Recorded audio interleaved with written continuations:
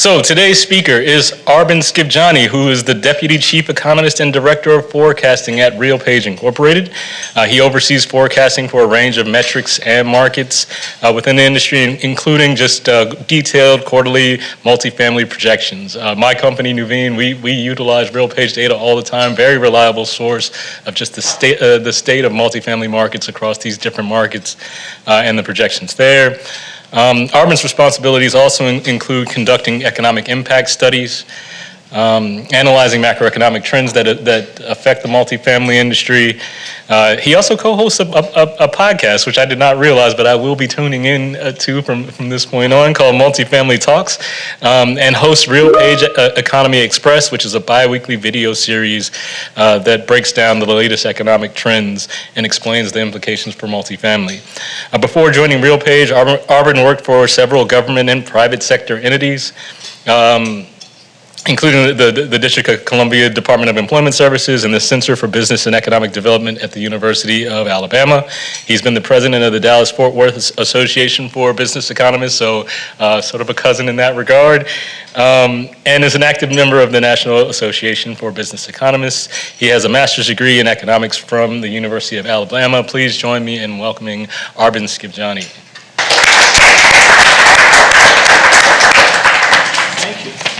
Appreciate it.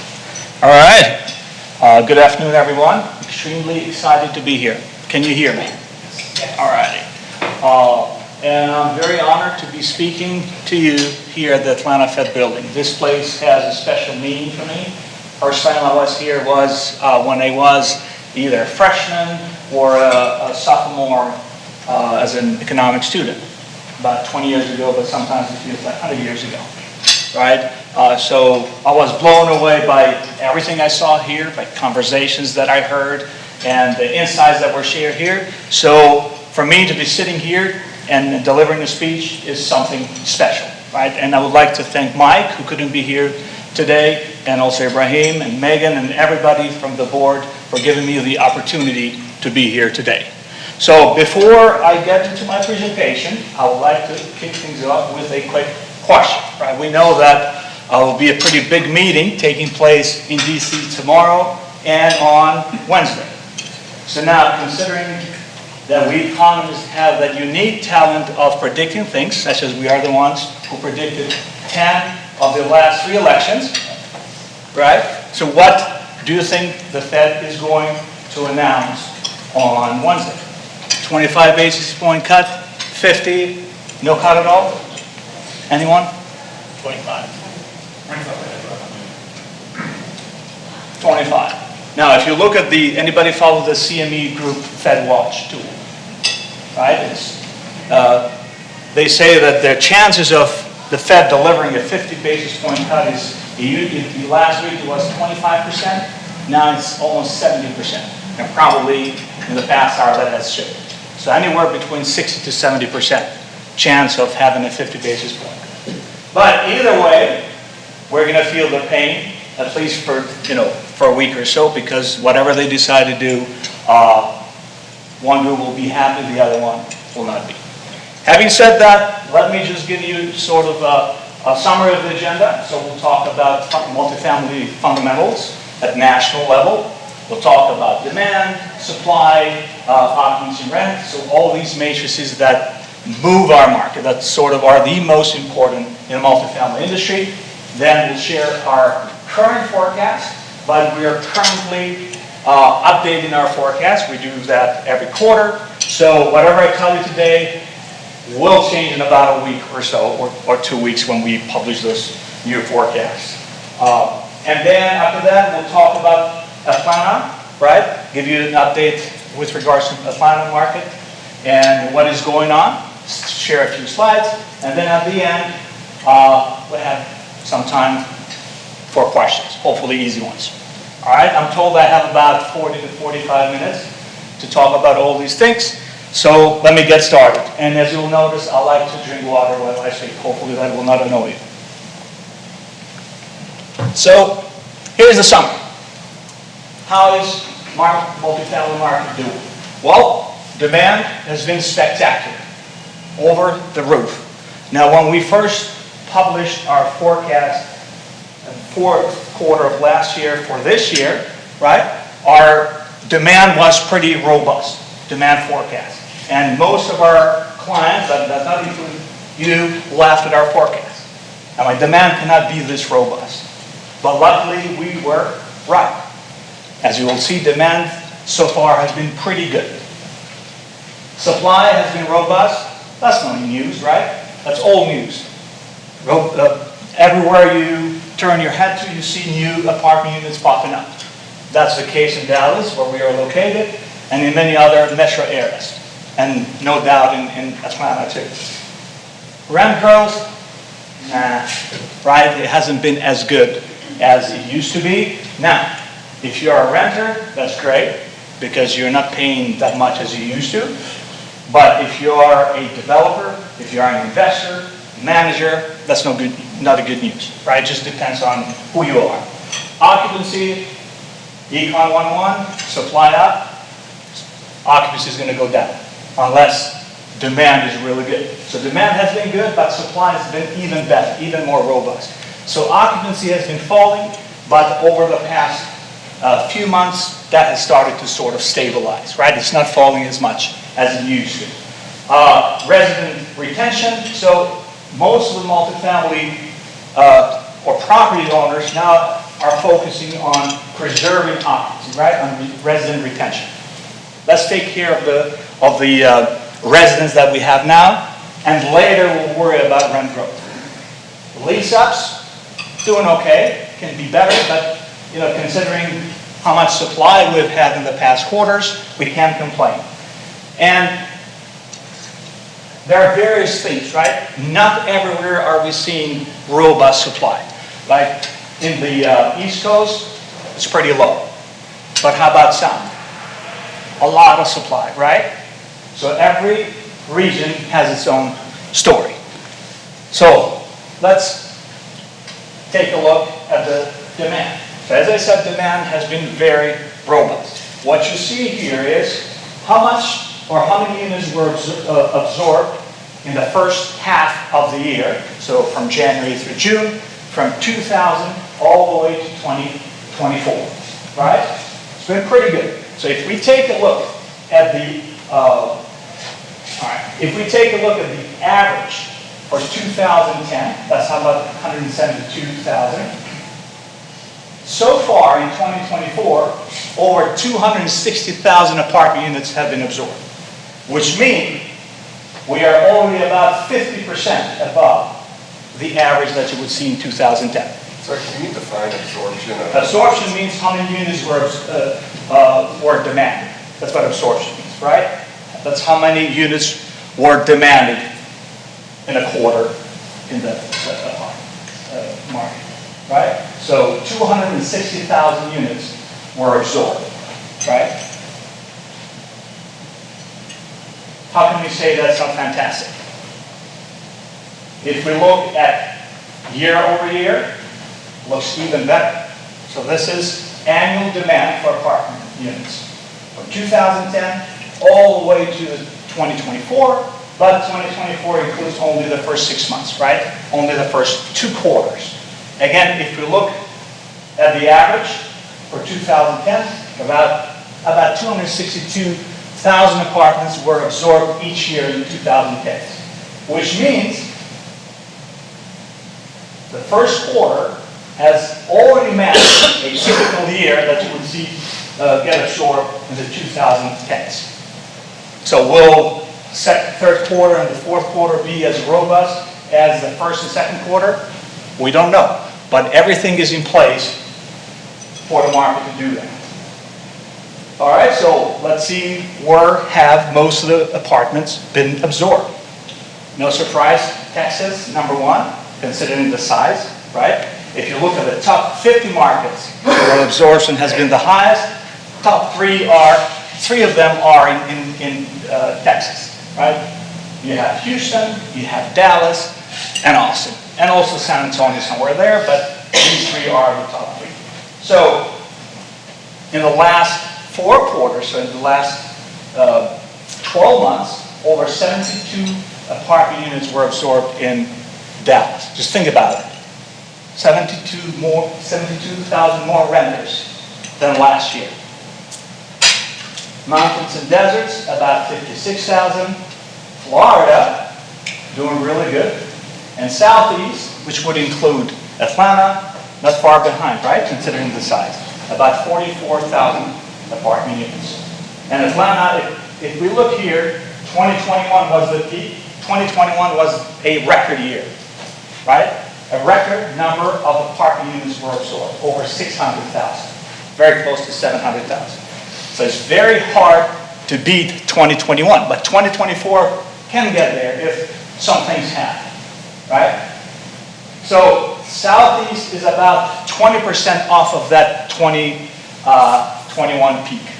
So it's very possible that Atlanta or Southeast will reach a new record high. Any questions so far? What states are included in the Southeast in your breakdown? So it would include, I said North Carolina is the Mid-Atlantic, so you're talking about Georgia, Tennessee, Alabama, Florida? Louisiana, yes. Louisiana, Yeah. okay. Florida is second. Florida is number 3, right? Study included. But I can provide you that list. Well, that's fine, I'm just curious. So, yes, please. What do you think is causing this? Here we go. So why are we seeing this now? Why didn't we see this last year or 2 years ago? We saw it in 2021. It was record high, but not so much in 2022, 2023. So 2024, there are a few things that are driving this growth, right? Historically, there's been a pretty strong relationship between job growth and apartment demand. And it makes sense, right? You have a job, you're making money now, you're excited, you no longer want to live with your parents, your friends, whatever, so you decide to move and rent a new apartment. Lately, we don't see that correlation there anymore, or that correlation has weakened. I'm not saying that employment doesn't matter anymore, but it doesn't matter as much as it used to, right? Look here, during 2018, 2019, pretty good correlation. And then look, employment is down, demand is up, right? And we are all freaking out that employment is down, but we forget the fact that for a while, everything has been in place for employment to fall in order to fight our mutual enemy, aka inflation, right? So that's subject for some other time, right? So employment, so I'm not convinced that it's as relevant as it used to be. How about wages, right? According to Atlanta Fed, from April 2023 through March of 2024, wages grew by 5.4%. But if you look only at the prime renter age, which is 25 to 44 years old, that group, salaries and wages for that group grew by 5.7%, which is higher than the rest of us. So that's fantastic news, because inflation is down, right? My real wage is up because inflation is going down. Now I can afford to have my own apartment, right? Indirectly, that is making housing a little bit more affordable. And I'm not saying that we have solved the affordability issue. No, we haven't. But this tells us that we're getting there. How long is it going to take? I don't know. But we are moving in the right direction. Speaking of affordability, this shows how much of their salary renters are paying towards rent. And this is our own proprietary data, right? When renters rent, we ask them how much money you make, so it's internal data, and then we take the average, right? So back in 2018, about 22, the rent-to-income ratio was about 22%, so about 21.8%. That's how much of their income renters paid per rent. And then what happened during the COVID, or post-COVID? Things got out of control. 23.5%. But now, because wages are going up, rents in many apartment markets are going down. This thing is going down too, right? It's normalizing. Are we there yet? No. And housing affordability is a real thing. Unfortunately, not everyone can afford to live in a home or an apartment. A lot of hardship. And that's unfortunate, but that's where we sit, right? So things are getting better, and that's also helping demand to go up. Another thing is what we call decoupling. So for quite some time, the idea of households doubling up has been a real concern for our industry, right? So if you look at this chart, from 2016 to 2018, the average number of folks living per rental household was about 1.43 people, right? And it stayed like that for some time. And then something happened here, right? COVID. Made a lot of sense for people to move in and live together with someone else. College students, right? Friends. And remember, during that time, unemployment was at all-time highs, inflation almost at all-time highs, confidence of consumers almost at all-time lows. It makes perfect sense for people to do what they did. So that number shot up to 1.48 people, which means not a lot of new households are being created. More people are living together. If more people are living together, of course, less apartments and less homes will be sold, right? Makes perfect sense. But since that peak, the trend did a 180, right? Now we're back to where we were, at 1.42, right? So it means more households are being created. More people want to live on their own, with their spouse, significant other, so on and so forth, right? They're decoupling. And that is helping tremendously with demand. Just quickly, as I said, retention is normalizing. Not a lot of residents are turning over their leases. That was the fear that now tenants won't have enough money, so they're not going to renew their lease. And they would go and live with someone else. But that's not the case. Because this is helping with demand as well. How many of you in here are in the real estate industry, operating that industry? All right. So if you don't understand the terms, please don't hesitate to ask. Or if anything is not making sense, please. All right. So now, the most important variable in our industry is population. You know how they say, America runs on Dunkin' Donuts? That's exactly how I feel about industry. It's population growth that keeps our industry going. When we see these numbers going up, we're smiling, like he's smiling, because, hey, that means a lot more units will be built, a lot more units will be absorbed. But when those numbers go down, we're sad, right? And right now, I'm happy to see that that group of folks that our industry relies the most on is doing pretty well. So am I reading this correctly? 4 million 10-year-olds are renting apartments? No, that means just the general population. Oh, okay. Right, general population. Right, just the population in the United States. So now, anybody wants to take a guess, what is the median renter age? 25. 25. 30. 30. Yeah, Yeah, 33. What about on the other side? 28. Median first-time home buyer. 28. I'd say 35. 35. And the winner is, right, 32 and 35. And they are millennials. Now, I'm almost millennial, right? So I know our spending habits and everything. But according to a recent study of millennials, their home ownership rate is, depending on their age, anywhere from 38% to 61%. So which means anywhere between 39% and 62% rent. That is fantastic news for our industry, right? Because they don't want to rent. Now, if you look at Gen Z for a second, who will soon be the face of the renters, right? New studies show that 80% of them don't want to buy a house, right? I have a Gen Z in my home, almost right here, They think differently. They don't care about responsibilities, right? Not all of them. But compared to older generations, it's completely different. They don't want to be stuck with a mortgage. They don't want to, and nothing wrong with that. But that's, what's actually happening. They don't want to pay a big sum of money for down payment. So they're fine with renting.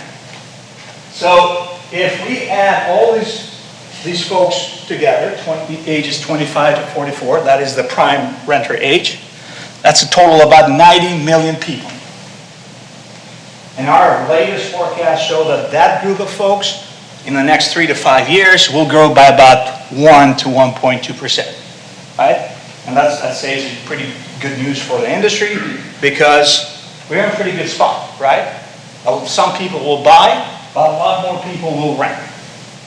And I don't think, that multifamily is a threat to single family or the other way around. Because it just depends. Do you want to buy or do you want to rent? So here's a summary. Yes, please. I got a question. Yes, please. Are those numbers different for people with kids versus people without kids? Absolutely. So we did if this presentation lasts about 2 hours, I could have shared you our latest study, which we conducted about 2 months ago on demographics. It would show you everything. Who had more pets? Those who rented 1-room or 2-room apartments, something like that. So going into details, but I just didn't have enough time to share that here. Okay, Any other questions?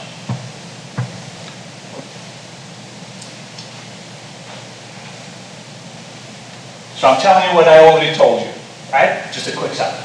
So we talked about demand. We said it's over the roof. But wait till you see supply. It's even more robust, right? And it has been that way for quite a while now. So here is quarterly supply, right? Since second quarter 1993. So this is how many units, apartment units, were built in 1 quarter and delivered to the market. Doesn't it look like a record high? Right? Look at this. Close to 160,000 apartments delivered throughout the nation just in 90 days. Right? That's a lot. And it's about 50% of what you would see delivered in a year during 2010. So 50% there. Now, if you look at the data from a different perspective, this shows how many units were delivered throughout the year. In 1 calendar year, we're still doing pretty well. We are at 30-year peak. Now, if you look at 1974, a lot more apartment units were delivered, right? Close to 800,000 units in 1 year. But this one, 2024, about 530,000 so far. And till the end of the year, our pipeline shows that close to 600,000 apartment units will deliver. Just think about it. That's a lot, 600,000. And that will grow the current inventory, right, by about 2.8% to 3%. That's a lot. Because, one of the reasons why, this is what economists say, why affordability has become an issue is because of lack of housing. So think of it as one of the solutions to affordability. It's not the solution, but one of the components of the solution. More supply. So where did all those units deliver? Where did we build them? Well, all over the country. Texas, no surprise, number 1, 100,000 considering its size, right? And it grew the current inventory by 4%, right? But if you look at the point of view of percentage growth, Carolinas is number 1. It built about 45,000 units, but that grew the number of existing units, right, by about 5%. Any surprises here in Northeast? Is there enough room in Northeast to build? Where would you build? Where, any place that will lead to good demand? Not really. But Carolinas, good market. Mountains and deserts, Texas, Florida, Southeast, right? It's pretty good. We'll give some details about Atlanta just shortly, but most of the country is doing pretty good from a supply standpoint. So, talked about demand, we talked about supply, so let's talk a little bit about occupancy, meaning how many units that are available to rent are actually being rented out, right? So, as Econ 101 would teach us, too much supply leads to what? Very low occupancy. Because now, me as a potential renter, I have more options, right? Because there are a lot more apartments now to choose from. And that's what's happening here. Occupancy is falling down. It was in a free fall during 2022, parts of 2021, and it's getting better now, right? So it's not perfect, but compared to where it was in the previous years, it's not that bad, right? That rate of the free fall is not as bad as it used to.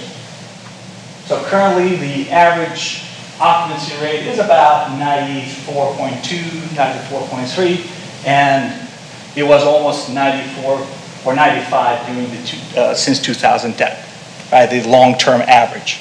So we are below the average because of supply. A lot of new units being supplied.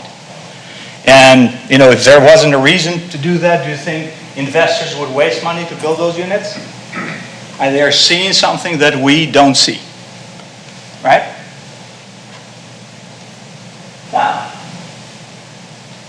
here's occupancy, how it performed in the past years. So in 2022, it started good, but then as the year progressed, it fell by a lot. So let's say if 95, at the beginning of the year, occupancy rate was 95%, meaning 95% of the apartments that are available to rent are being rented out. So by the end of the year, that had fallen down to what? 92%, from 95 to 92. 2023, a little better. So it started good, but then as the year progressed, it fell.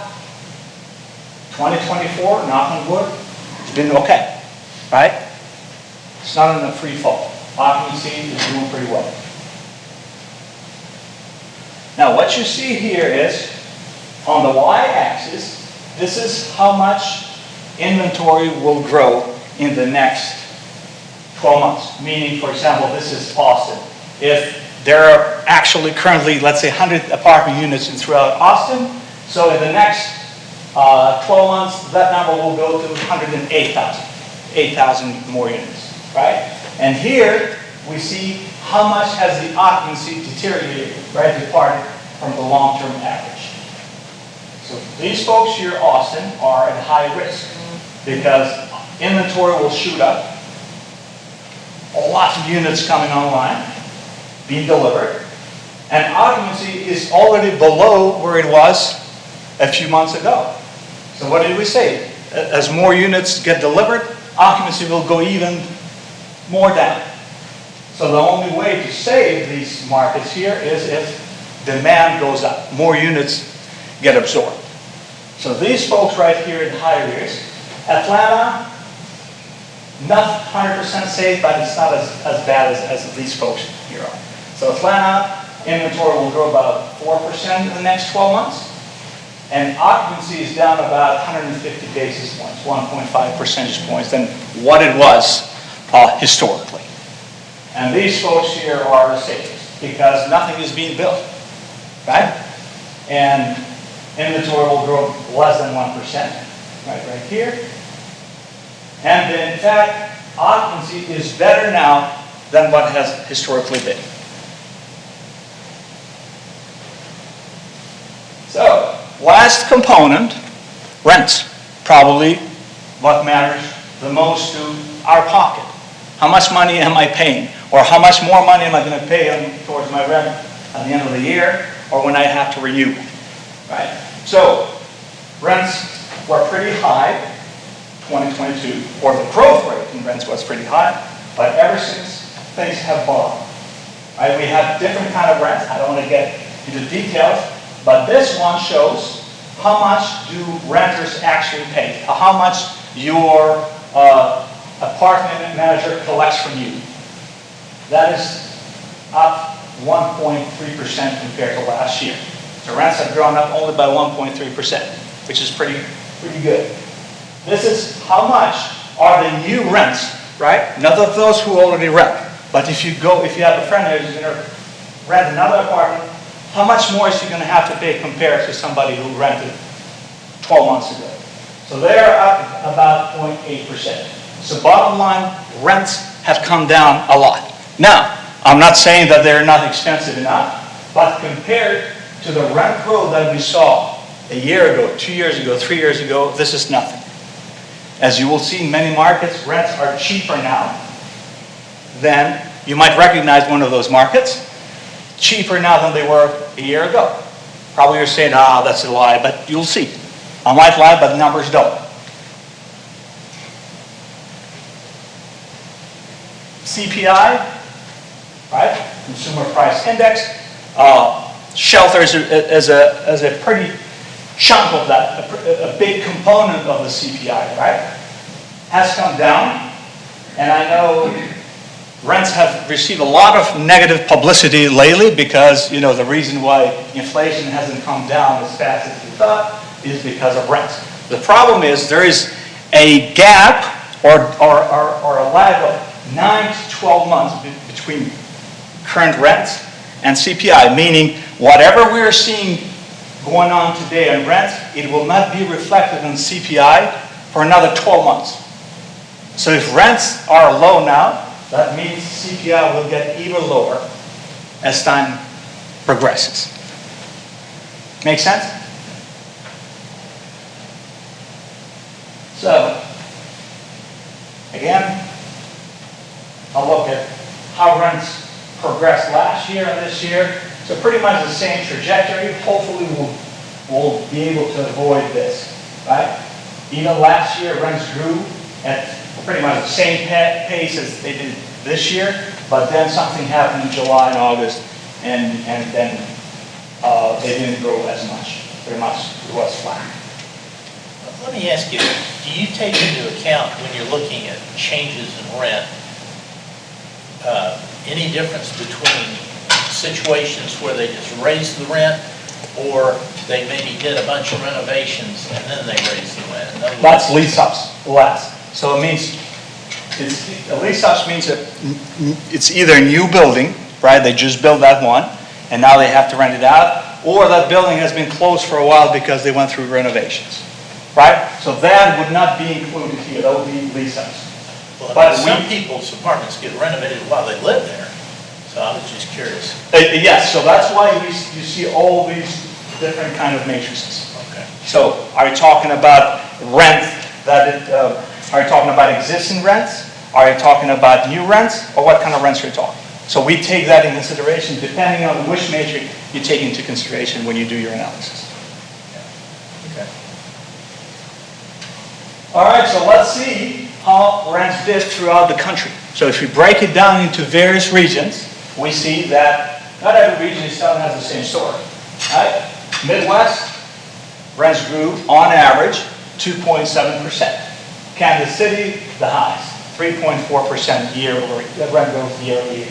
Means how much rent grew from the second quarter of 2023 to the second quarter of 2024 within 1 year. Northeast, still doing good, right? 2.4%. And then when we get to the west, we have a mixed bag. So some markets grew, Anaheim, San Francisco, so on and so forth.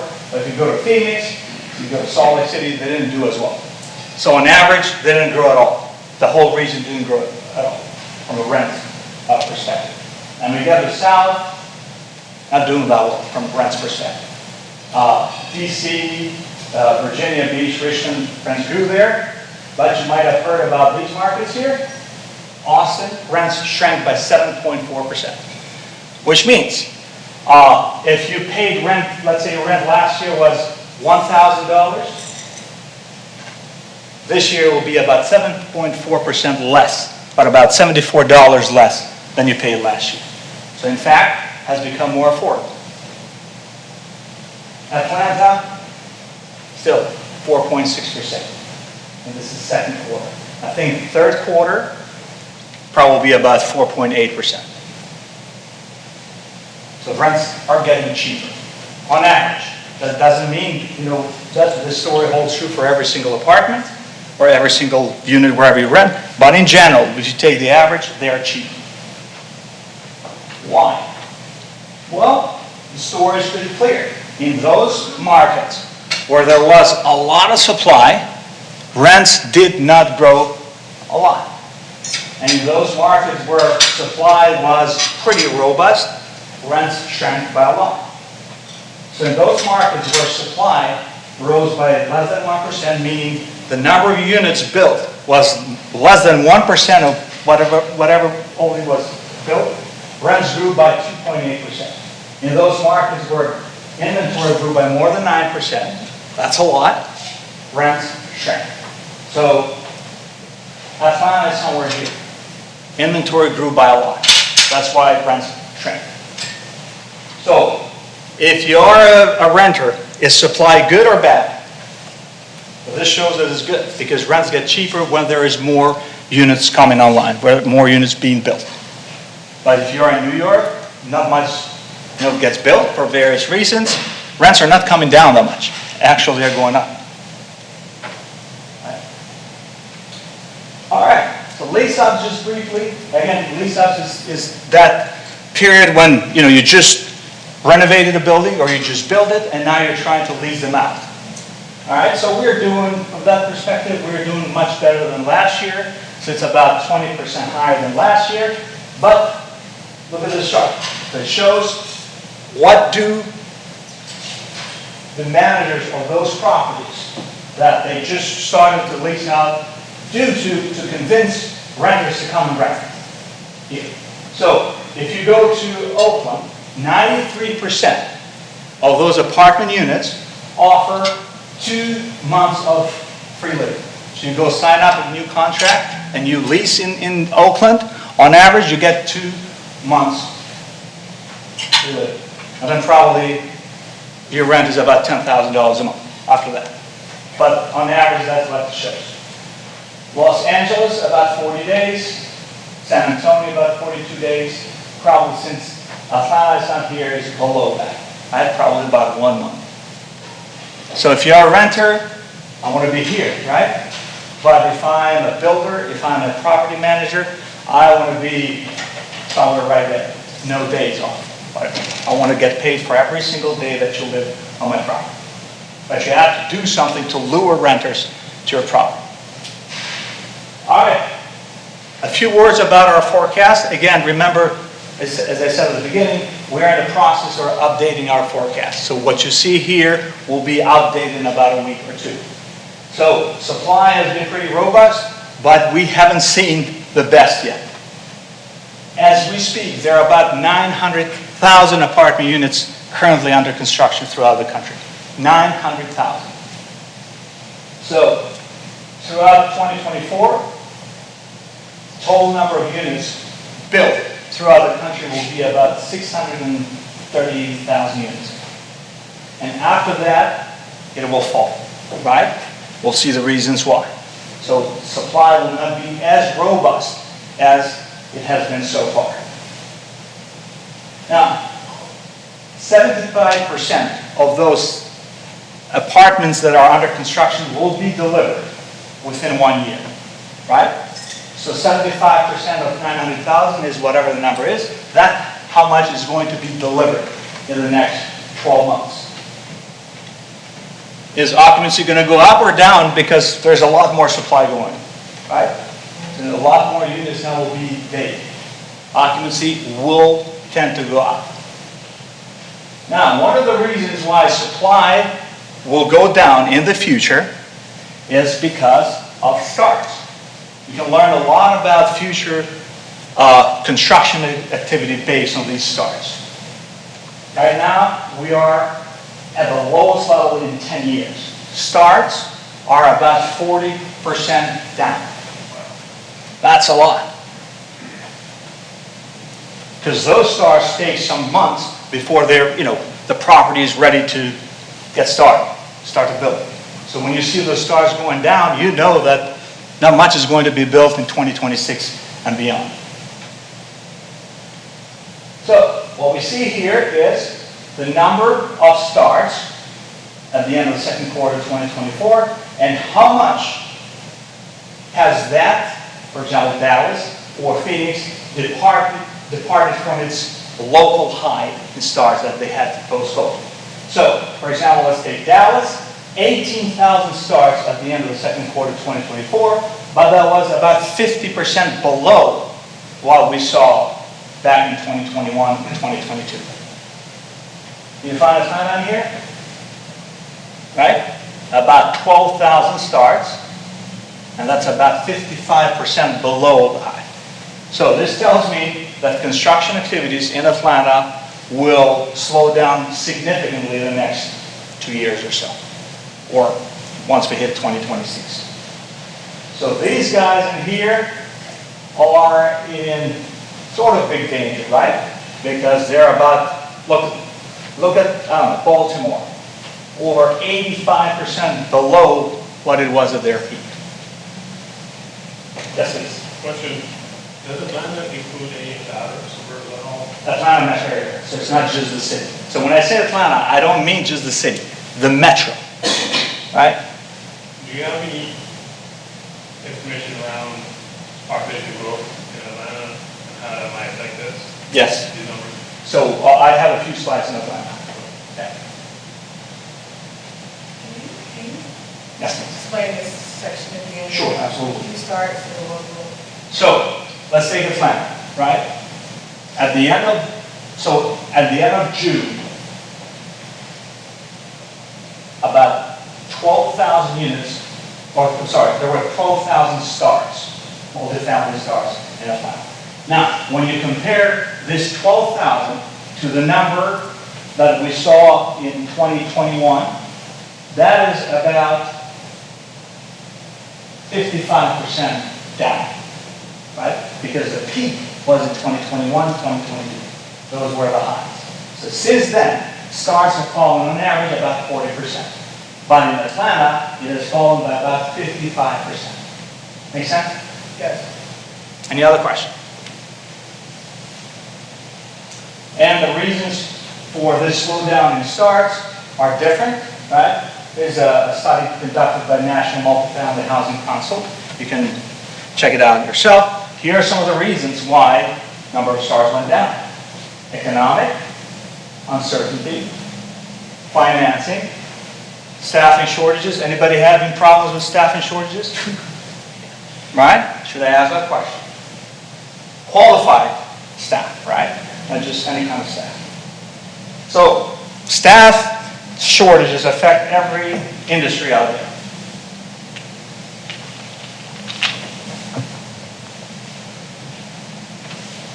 Demand, well, it's pretty hard to match what we saw in 2021.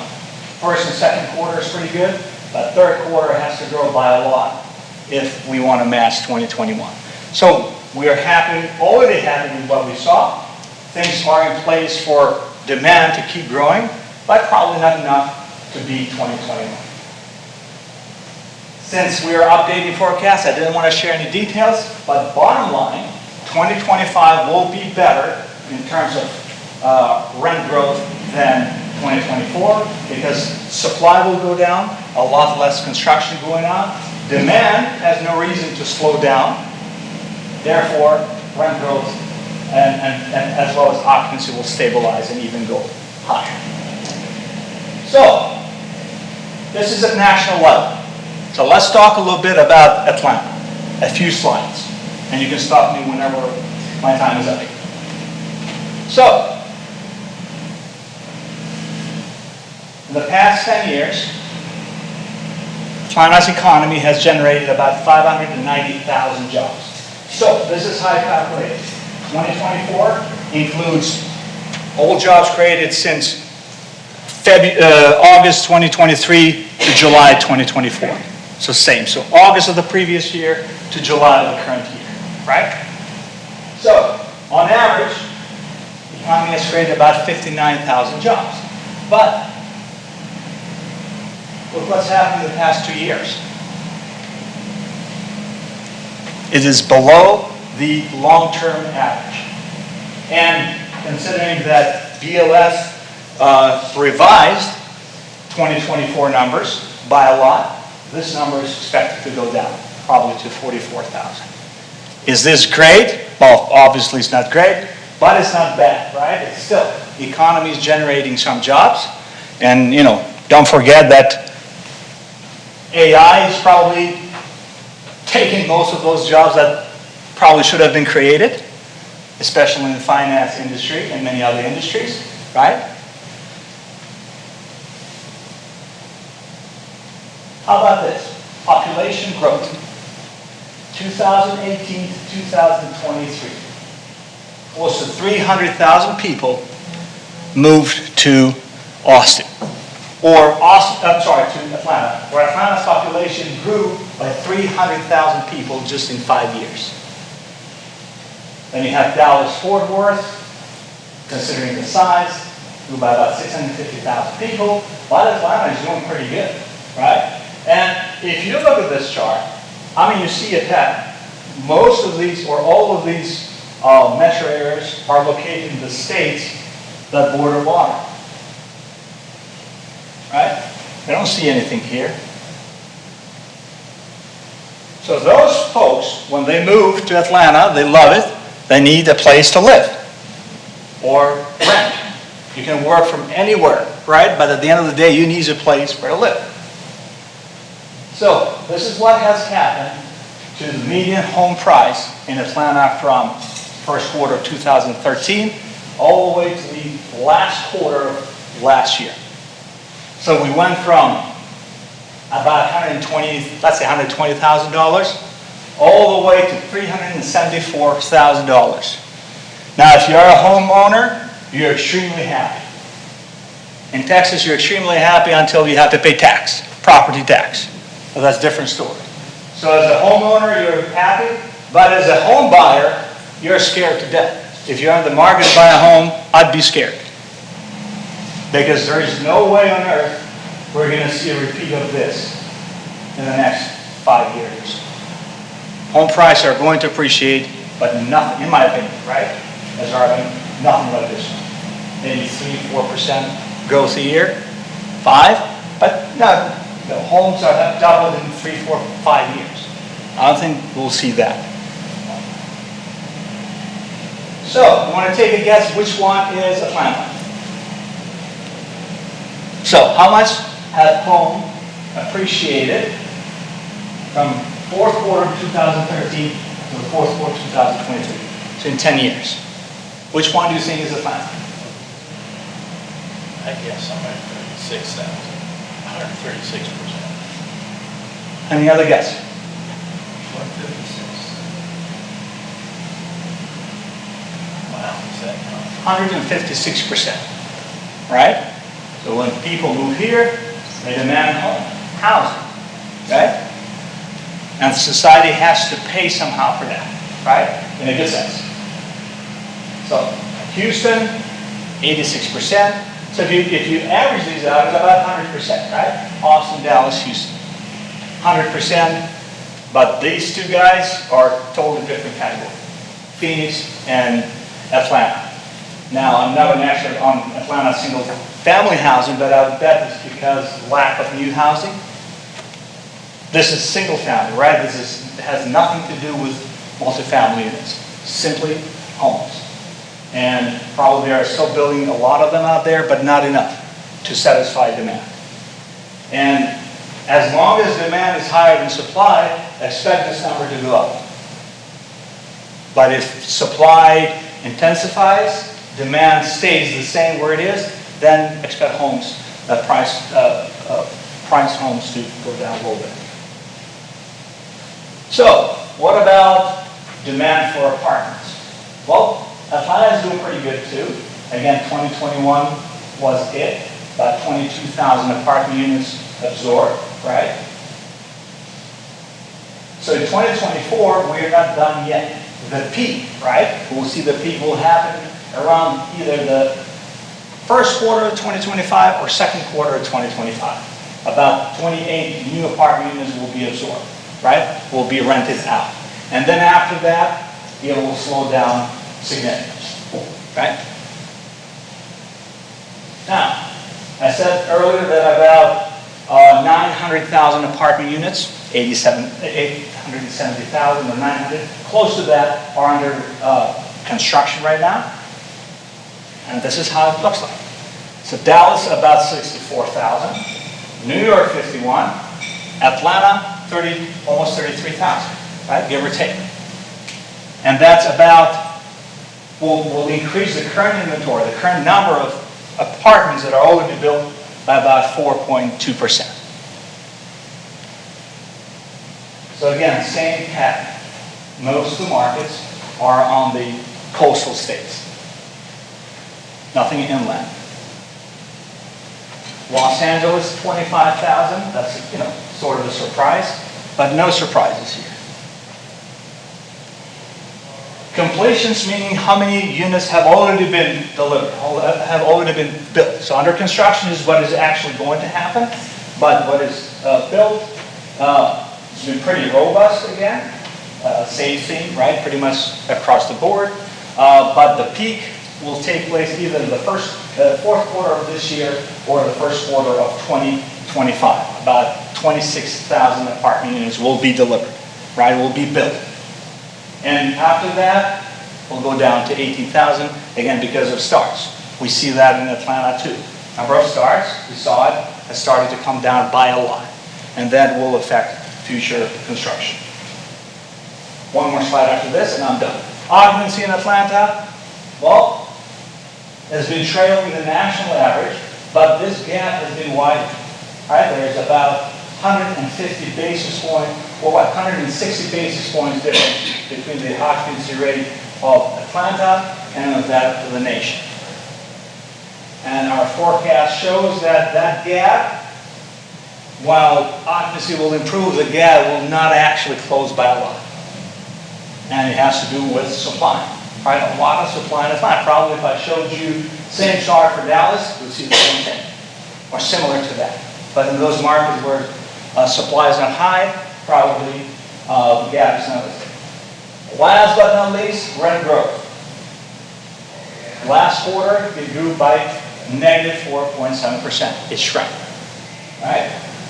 But Atlanta has been trailing the national average since the fourth quarter of 2022.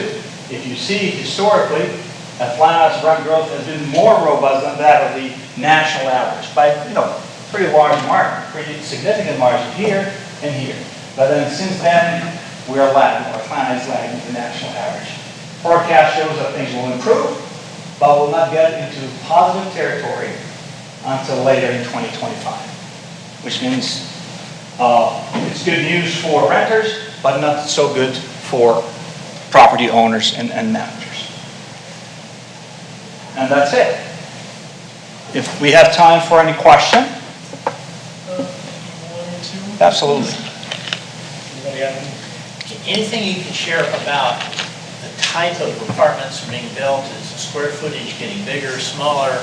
Any change in the number of bedrooms, amenities? We have all that information, but I don't have it here. So we collect that information through our softwares, right?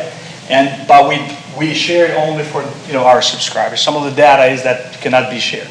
So we do have it, but I don't have it to let you know what it is, right? But lately, a lot of Class A apartments are being built versus Class C, right? People want some more class, even though they're, apartments, Class A apartments are a lot more expensive than others. Some folks don't care, right? They want to rent versus buying. So it's still cheaper to rent Class A apartments than buy a house. So.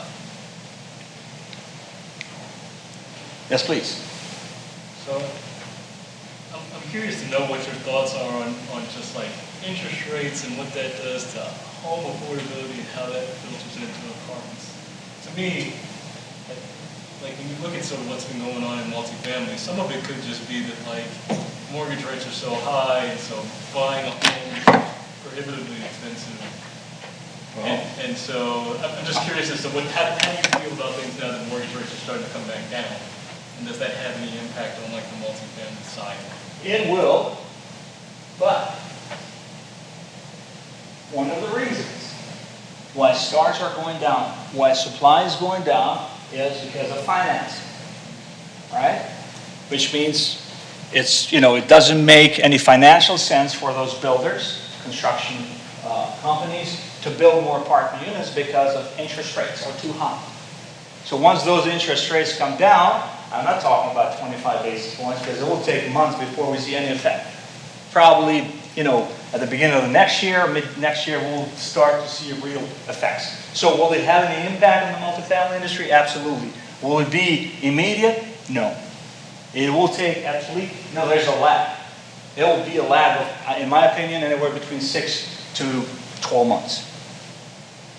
So, which means there will be more supply, and with that supply, rents will come down even more. And it will make it more affordable in general. But not affordable enough so we can say, oh, we have solved the affordability issue, because it's going to take generations to solve the problem, unfortunately. Yes, please. This is the last question. Okay, so in markets where there's like a large presence, like a lot of colleges and universities, are you seeing those metro areas build a lot of apartments, like Atlanta, I think Austin was also on there?